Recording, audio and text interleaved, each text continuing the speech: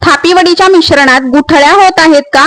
तसेच थापी वडी पातळ बनत नाही आणि कापताना तुटत असेल तर ही ट्रिक वापरून थापी वडी बनवा, अगदी परफेक्ट बनेल। बनवण्यासाठी एका भांड्यामध्ये 2 वाट्या बेसन घेऊन त्यामध्ये चवीपुरते मीठ व अर्धा चमचा हळद टाकून थोडे थोडे पाणी टाकून चांगले मिक्स करून घ्यायचे। आता मिक्सरच्या भांड्यामध्ये 7 ते 8 हिरव्या मिरच्या, 6 ते 7 लसूण पाकळ्या, अर्धा चमचा जिरे व कोथिंबीर टाकून पाणी न टाकता कोरडेच हे वाटण वाटून घ्यायचे।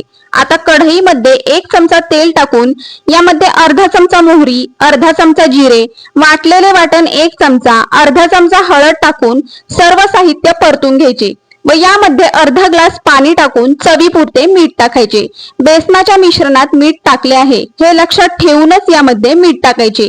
आता पाण्याला उकळे आल्यावर यामध्ये बेसनाचे मिश्रण टाकायचे व पाण्यामध्ये चांगले मिक्स करून घ्यायचे व यावर झाकण ठेवून 2 मिनिटे शिजवून घ्यायचे।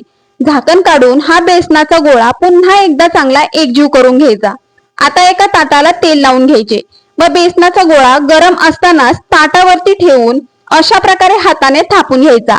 थापून झाल्यावर लाटण्याच्या साहाय्याने एकसारखे लाटून घ्यायचे। आता यावर खिसलेले खोबरे व चिरलेली कोथिंबीर टाकून थापून घ्यायची। आता सुरीने याच्या आपल्या आवडीप्रमाणे वड्या कापून घ्यायच्या। चविष्ट अशी थापी वडी बनवून तयार आहे। रेसिपी जर आवडली असेल तर व्हिडिओला लाईक करा व चॅनेलला सबस्क्राईब करा। धन्यवाद।